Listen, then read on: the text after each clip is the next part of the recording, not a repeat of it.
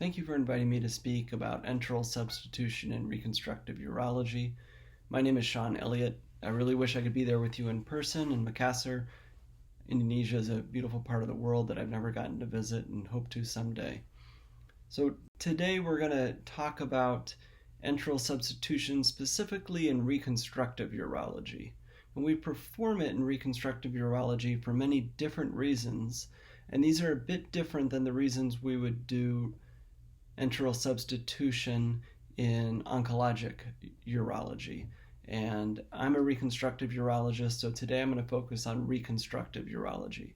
So first, we perform a couple of different types of enteral substitution after cystectomy for bladder cancer, radiation cystitis, or other reasons that we might remove the bladder. Again, as a reconstructive urologist, I'm going to focus on the benign situation, which for me, a lot of the times when I'm removing the bladder, it's because of radiation cystitis, not bladder cancer. I'll briefly touch on orthotopic pouch or neobladder. I'll talk more about heterotopic pouch or Indiana pouch. And then I'm going to spend a lot more time on non-continent diversions like ileum and colon conduits, because these are much more common in reconstructive urology than Indiana pouch or neobladder. And then we'll move on to talk about procedures that lower the bladder pressures and facilitate catheterization, mostly in people with neurogenic bladder. That would be bladder augmentation and then Mitrofanoff and Monti procedures. Something we won't discuss is reconstruction of the ureter using intestine. There are a couple of different procedures one can do. One would be ileal ureter. Another is we'll sometimes augment the width of the ureter using an appendiceal onlay technique. We're not going to cover these because we only have 20 minutes, so we're going to cover the more common things. So we really just do neobladder in cancer operations. Why don't we do a neobladder in reconstructive urology? I'm talking about an orthotopic neobladder hooked up to the urethra so they void spontaneously. Well, it's because the neobladder is really only practical when all three of the following are true. First, the bladder needs to have been removed. And you should really only be removing the bladder if you have to. If there's no cancer, it's much better to just augment the bladder. That helps you avoid the blood loss associated with cystectomy. It also avoids the complications of ureterointestinal anastomotic stricture when you have to reimplant the ureters into the bowel. So even if you have a sort of small bladder that's behaving poorly, we'll usually augment that rather than remove it because the complications are fewer and you get to save as much normal anatomy as possible. One time when we do remove the bladder would be in radiation cystitis or someone with a large fistula of the urethra or the bladder. Those would be two reconstructive indications for cystectomy. But then in those situations, when you've got a bad radiation cystitis or a large fistula, these patients don't usually meet the other two criteria for when a neobladder is practical. Those would be a well-functioning voluntary sphincter. Usually if they've had radiation cystitis, there is bad radiation damage to the sphincter. And they have to have an ability to self-catheterize per urethra. If there's a large urethral fistula, they can't catheterize per urethra. So usually it's pretty rare to do an orthotopic neobladder in benign surgery for urology. The heterotopic Indiana pouch is one type of neobladder, a heterotopic pouch rather than an orthotopic neobladder. This is one we do not uncommonly in reconstructive urology. I probably do half a dozen a year, but I have some colleagues who do a dozen a year. The indications in reconstructive or benign urology would be 1, the patient has to have a desire to have a continent diversion, but for some reason we cannot do an augment with a catheterizable channel. There might be a lot of different reasons for that. One would be if they have a really devastated bladder, I mean less than 50 milliliters in capacity. Maybe they've had a long-term indwelling catheter, and this has caused their bladder to contract horribly, and now it's so small that you just can't augment it. Or perhaps the bladder is damaged beyond repair by radiation, but they still want a continent diversion. Another reason might be if you can't achieve urethral continence through normal techniques. So one obvious situation where this could happen would be the pictures I'm showing at the bottom here. These two pictures. This is a man with a urethral erosion from the bulbar urethra to the perineum, and this is a woman with such bad urethral erosion from long-term indwelling catheter that you can insert a finger into her bladder through the urethra. So in these patients, no amount of slings or other surgeries are going to allow them to self-catheterize through their native urethra, nor will they be continent through their urethra. So if they want to have a continent diversion, it would really have to be an Indiana pouch. Let's talk a little bit more about the risks of radiation. So nearly half of pelvic cancer patients receive some type of radiotherapy in the first months of their treatment for their cancer. And you can see the percentages here. We're pretty familiar with prostate, and in the United States, about a third of them get radiation in the first 6 months, and more than half of them get radiation eventually. But you can see how common radiation is also for cervical cancer, rectal cancer, uterine cancer. Realize that the doses of radiation are several-fold higher in diseases like cervical cancer than they are for rectal cancer. In rectal cancer, you get less than 50 gray. In prostate cancer, about 80 gray, and in cervical cancer, more than 100 gray of radiation. So radiation is a very common and key important component of pelvic cancer therapy. But the side effects of radiation are pretty severe, or can be severe, and they continue to accrue over the long term. So why does it have such a long time horizon? Well, radiation damages the DNA of actively dividing cells. The short-term adverse effects of radiation are akin to a burn. The patient has pain, bleeding, maybe frequent urination. This resolves in about 9 months at the longest, but the long-term adverse effects are due more to fibrosis, endarteritis, and submucosal and muscular ischemia, and necrosis due to poor blood flow. And then you get bleeding, hemorrhagic cystitis. So how does radiation impact our choice of enteral substitution when we do a urinary diversion?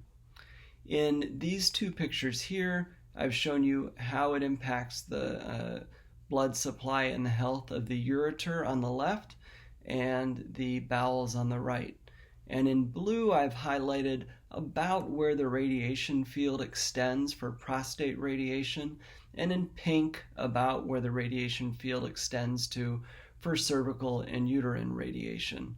So you can see in the situation of the ureter that whether you do a cystectomy or you do radiation, all the ureter below the common iliac artery is impacted. In the cystectomy, we divide the hypogastric vessels, and so that compromises the blood supply to the distal ureter, and with the radiation, the field extends up to the common iliacs. With uterine or cervical radiation, the field extends much higher to the para-aortic nodes, and when you do a hysterectomy for cervical cancer or for uterine cancer, the lymph node dissection field extends up to the para-aortics, and that will compromise the blood flow to the ureter. For the bowel, obviously the surgery, prostatectomy and hysterectomy don't really affect the blood flow to the bowels, but the radiation field can, as I've shown here again in pink and blue, with the radiation field going a bit higher with cervical. So it's much more common to see significant damage to the ileum and the cecum with cervical radiation, and less common with prostate radiation. Now, if you were going to do an Indiana pouch, remember I showed you that picture a couple of slides ago, the Indiana pouch can only be done using one segment of intestine, and that is the cecum plus the terminal ileum. And so if you have radiation damage in that area, well, then you just can't use it. With the ileum, you have more flexibility. If one part of the ileum is damaged, you can move to a different part of the ileum, and then you can always use the transverse colon. Let's spend a few minutes talking about the ileal conduit. The point I'm talking about on each slide is going to be highlighted here in yellow, and we'll move down through these bullet points. So first, I harvest a 20 centimeter segment of bowel, which is a little bit longer than most people do. And I do it about 15 centimeters from the ileocecal valve. Everyone always says you do that because you want to avoid the area where you get the absorption of the fat-soluble vitamins. But the other reason to do it is based on the blood supply of the terminal ileum. So in the dashed line here, I've shown you where you would be dividing it. In this larger scale, it's between the ileal arcades here and the ileocolic artery here. And here it is zoomed in. You're going to be dividing just proximal to this ileocolic artery here, which has several branches going to the terminal ileum and the cecum. So when you look intraoperatively, you're going to see a relatively clear area here between this ileocolic and these ileal arcades, and that's why I take it in that position. Second, I like to do a Wallace anastomosis of the ureters to the end of the bowel because it has a lower stricture rate. And in this picture here, you can see exactly how I do the Wallace anastomosis. There are a few different ways to do it, but what I do is spatulate both ureters, and I spatulate them over a fairly long distance, about 4 centimeters. And then I sew the medial walls together, and then I sew the lateral walls to the butt end of the bowel. This makes it much easier if you ever have to scope them later. You don't have to go looking for the ureteral orifices. You can always find them at the proximal end of the conduit, and it has a low stricture rate. Now moving on to the Brooks stoma, and how do I do it compared to how the book classically describes to do it. So the classic description of how to make a Brooks stoma, is you make a stellate opening in the rectus fascia, you spread the muscles, you pull the bowel through, and then you do these eversion stitches as shown here to mature the edges of the bowel to the skin. Now, I do all of that the same exact way, but one thing I differ on is in this picture here and this picture here. I do not like to try to pull the mesenteric side of the bowel up just as high as the anti-mesenteric side. I think that if you do that, you end up having to divide some of the blood supply in this mesentery, and you cause ischemia of the bowel. Furthermore, it's really not necessary to bring that much mesentery through if you keep in mind the principle that if you put the mesentery at the top of the stoma and focus on the fact that only the inferior margin of the stoma needs to stick out a lot in order to create good drainage, then you'll be fine only pulling through a small amount of the mesenteric end. What I explain is that you want the bottom end of the stoma, the inferior side, to be like a diving board, where it sticks out into the conduit bag so that the urine drains out freely and never touches the skin, as demonstrated here, so that you don't get any dermatitis or loosening of the glue on the conduit appliance. And so as I demonstrate here, if you bring the mesenteric side up at 12 o'clock, or the cephalad side, and the anti-mesenteric side you can bring out much further because it's not tethered by the mesentery, and that would be on the inferior side, then you can get a very nice diving board without having to pull a lot of mesentery through.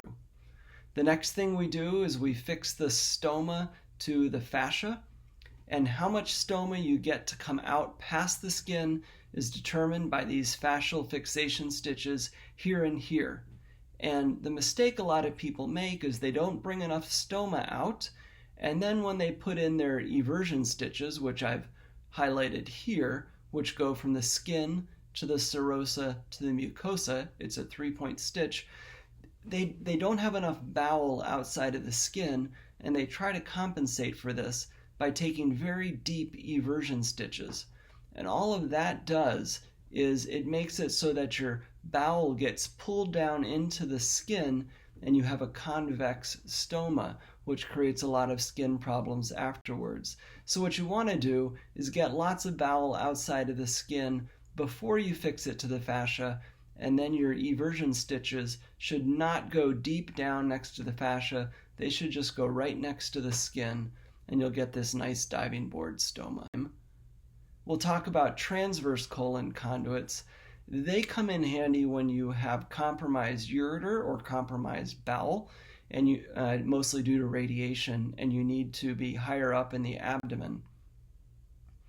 So there's 2 ways to do a transverse colon conduit.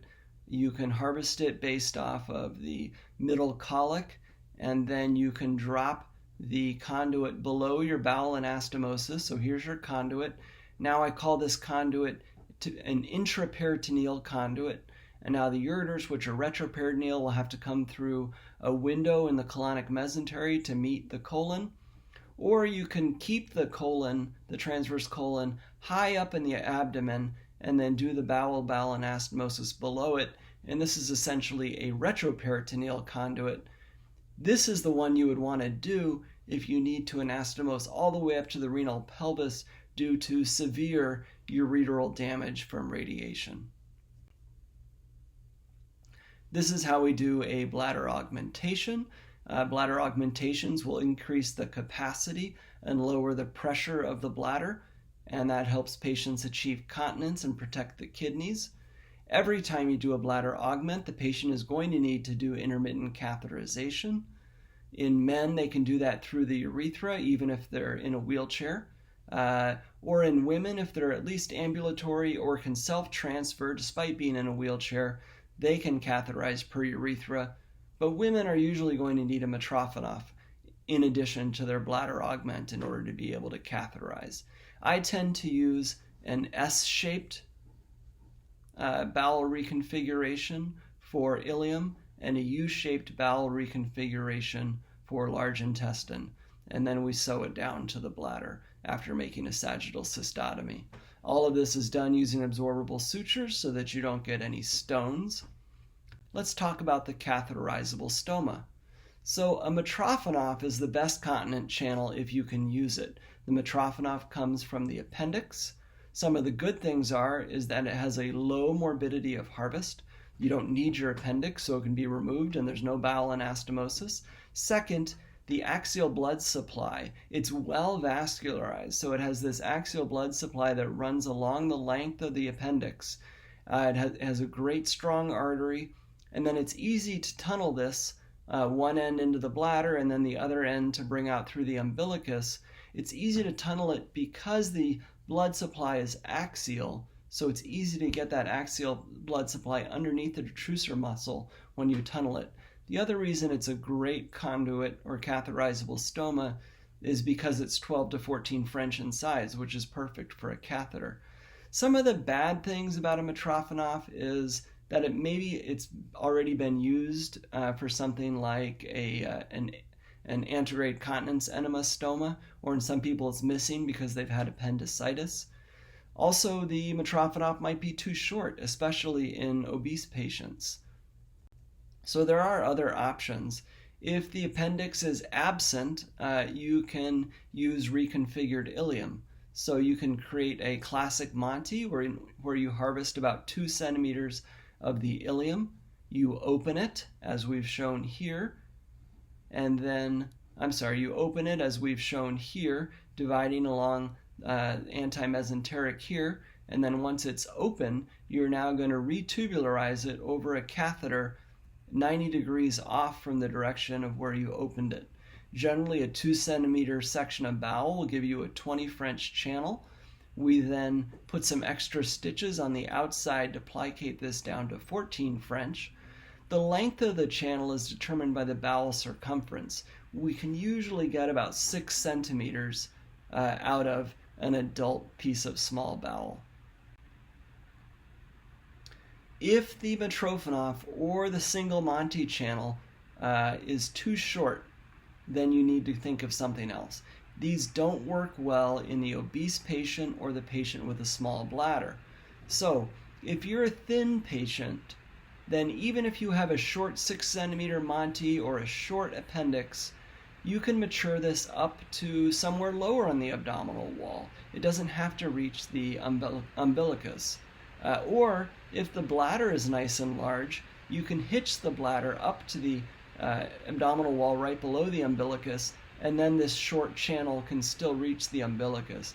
But if you have an obese patient with a very small, thick-walled bladder, well, you're going to need something like a 12 or 14 centimeter piece of bowel to reach the skin.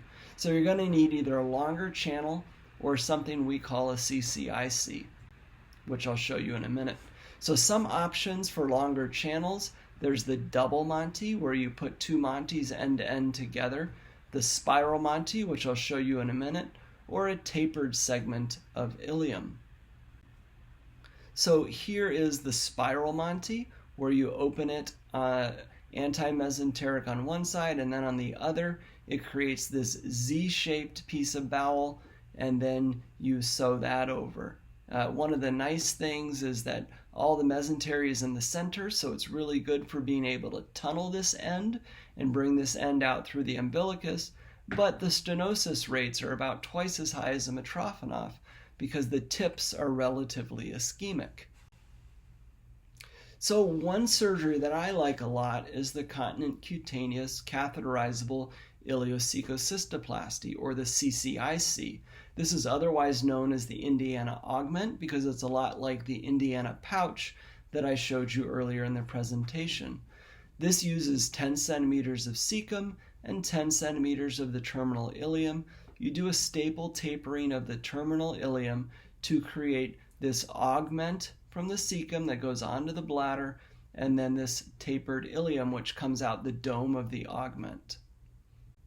Some of the reasons the CCIC is nice is because it's templatable. What I mean is that there's no guessing about which piece of segment of bowel you're going to take for your catheterizable channel, no guessing about where you're going to implant it into the bladder or where on the skin you're going to bring it out. It's just the same way every single time, and the CCIC always works. So you harvest it the same way every time and you implant it the same way every time.